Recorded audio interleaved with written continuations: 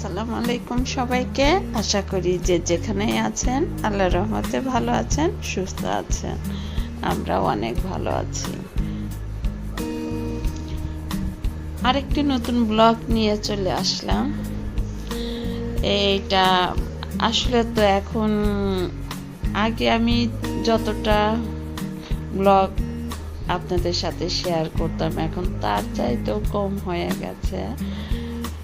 এর কারণ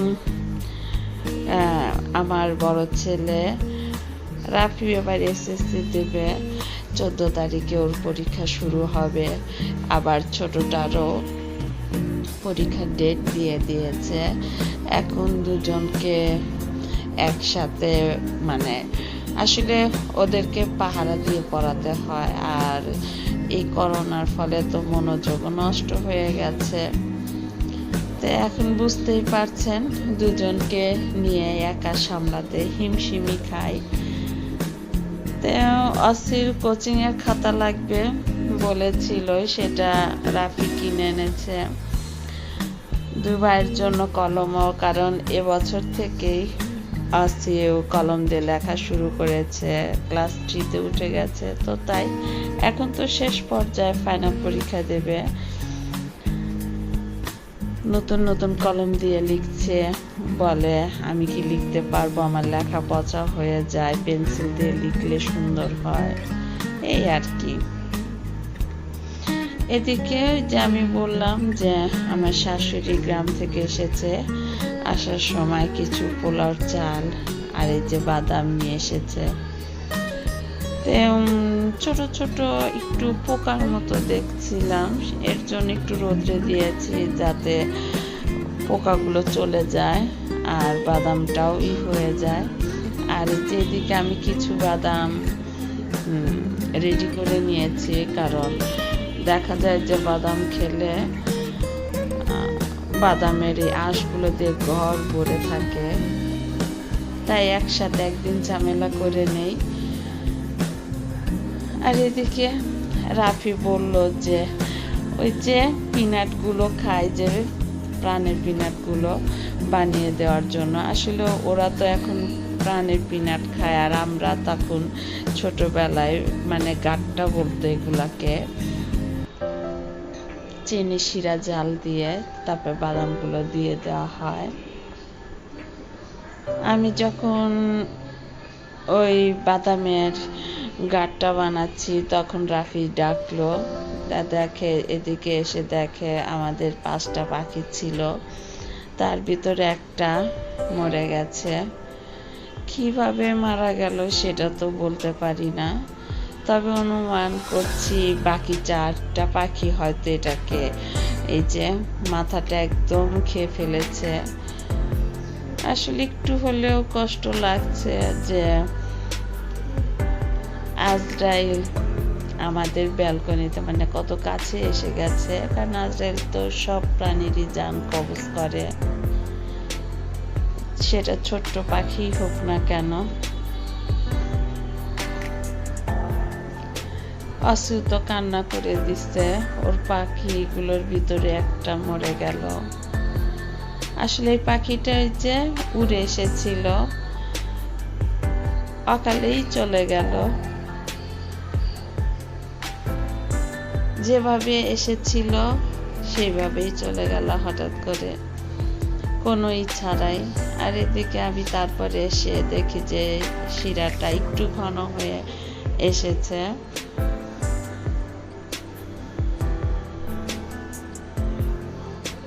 আর একটু ঘন হবে, একটু তার হবে, তাহলে সে বাদামগুলোর ভিতরে দিয়ে দিলে যখন ঠান্ডা হয়ে যাবে তখন শক্ত হয়ে যাবে।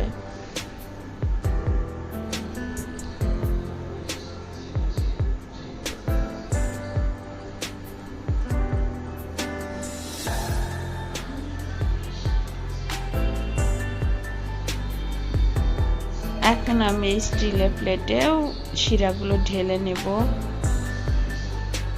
তার আগে কয়েকটা বাদাম বিছিয়ে দেব, তার উপরে শিরাটা দেব, তার উপরে আবার বাদাম দিয়ে দেব।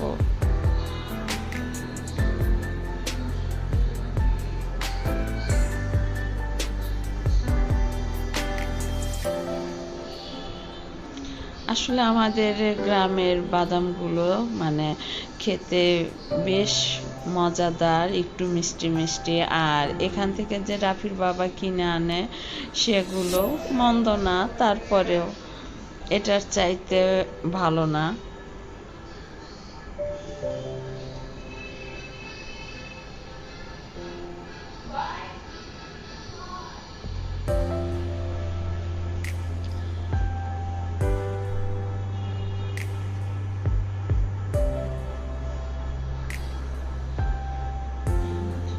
আমার শিরাটা প্রায় হয়ে গেছে, এখন আমি চুলাটা বন্ধ করে নিয়েছি। আর এই তো বাদামগুলো রেডি করে দিয়েছি, এর উপরে এখন আমি শিরা ঢেলে দেব।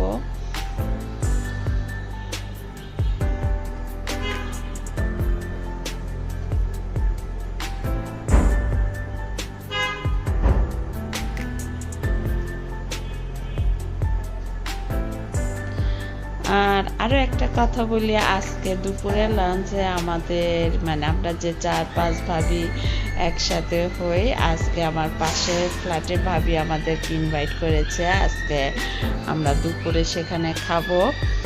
আর কি খাবো সেটা জানেন?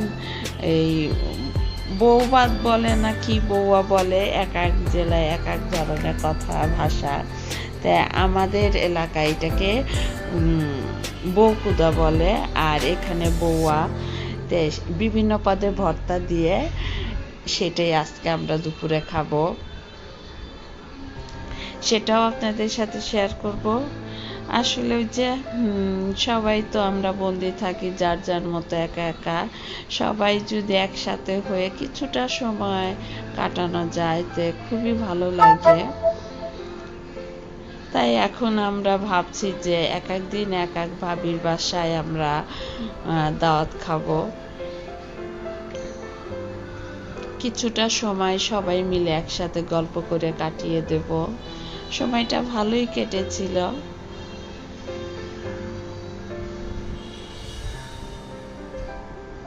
এই তো আমার এটা হয়ে গেছে, এখন ফ্যানের নিচে রেখে দেব, ঠান্ডা হবে। রাফি ওরটা নিয়ে গেল।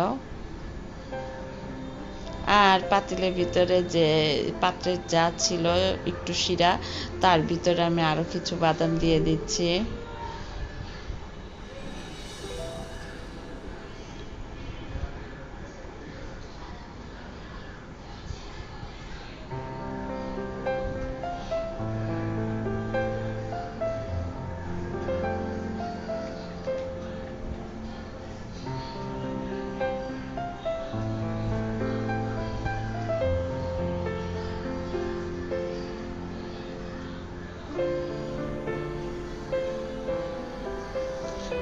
আসলে যখন বাদাম থাকে মানে বাড়ি থেকে পাঠিয়ে দেয়, তখন দেখা যায় যে অলসতার কারণে ভেজে দেওয়া হয় না।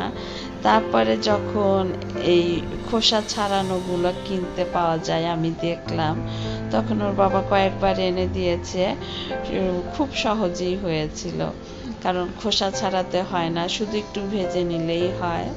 তো যে এখানে আমার হয়ে গেছে, এখন কেটে নিচ্ছি। রাফি তো খুব মজা করে খেয়েছে, আমিও একটু খেয়েছি, কারণ মিষ্টি মিষ্টি আর বাদাম খুব ভালোই লাগে।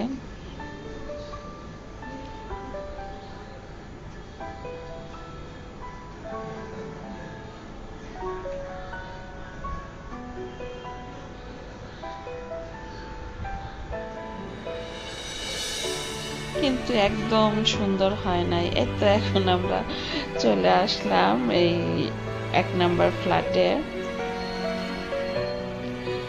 এই তো এখানে ভাবি তো 7 পদের ভর্তা বানিয়েছে, শুটকি ভর্তা, আলু ভর্তা, তারপরে কাঁকরোল ভর্তা, ডাল ভর্তা, বেগুন ভর্তা, মোট 7 পদের ভর্তা। খুব টেস্ট করে মজা করে খেয়েছি। আসলে মাছ গোস্তের চাইতে ভর্তা দিয়ে কিন্তু পরিমাণে ভাতটা বেশি খাওয়া যায়। আর ভর্তা কার না পছন্দ, সবারই পছন্দ। তাই আমরা একটু প্রতিদিনের চাইতে একটু আজকে ভিন্ন রকম আয়োজন। এটা ভাবি করেছে। আমরা এখন ভাবির বাসাতেই আছি, অপেক্ষা করছি আর এক ভাবি আসে নাই তার জন্য, কারণ হঠাৎ করে ভাই আবার দুপুরে খেতে এসেছে। এখন ভাইকে খাইয়ে তারপরে আসবে, তা আমরা তার জন্য একটু অপেক্ষা করছি। এই তো এসে পড়ছে ভাবি।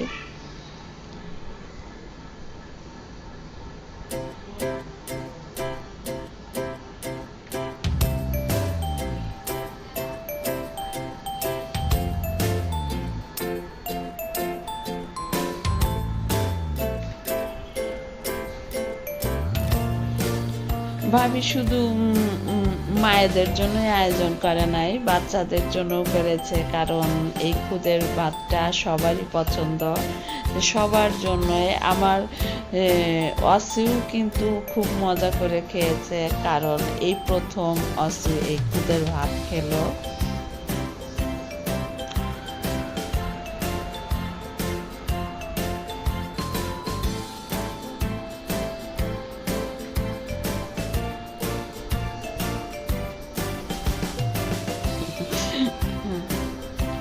আসলে আমি যখন ভিডিও করি তখন ভাবিরে একটু আপত্তি করে।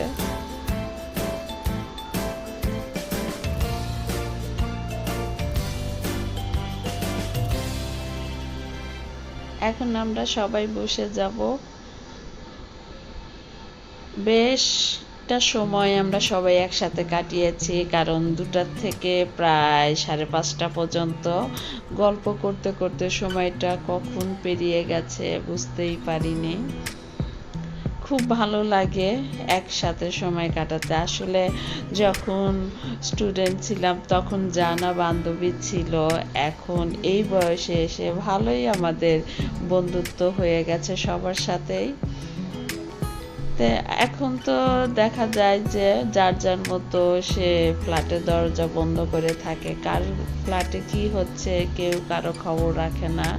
আসলে সেটা আমার মনে হয় সেটা উচিত না, কারণ আমরা প্রতিবেশীরা একজন আরেকজনের সাথে মিশবো, কথা বলবো, ভালো মন্দ খোঁজ খবর নেব, এটাই সে প্রতিবেশীর ব্যবহার বা আচরণ হওয়া উচিত।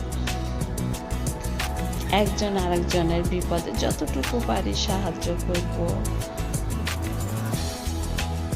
এতে কিন্তু আমাদেরই ভালো লাগে, আমাদেরই উপকার হয়। তা আমরা যেরকম কিছুটা সময় কয়েকদিন পর পর একসাথে কাটাই, আপনারাও সবাই এরকম করে দেখবেন যে আমাদের একঘেয়েমি জীবনে অনেকটাই ভালো লাগে, অনেকটাই চেঞ্জ হয়ে যায়। কার সবচেয়ে বেশি ভালো হয় আমরা একসাথে হব ঠিকই, কিন্তু আমরা যে থাকবে না তার নামে কোনো কথা বলবো না। আমি যেটা বলছি যে মানে গীবত করব না, বলবো নিজেদের ভালো লাগার কথা, ভালো ভালো সুন্দর সুন্দর কথা, এইগুলাই শেয়ার করব।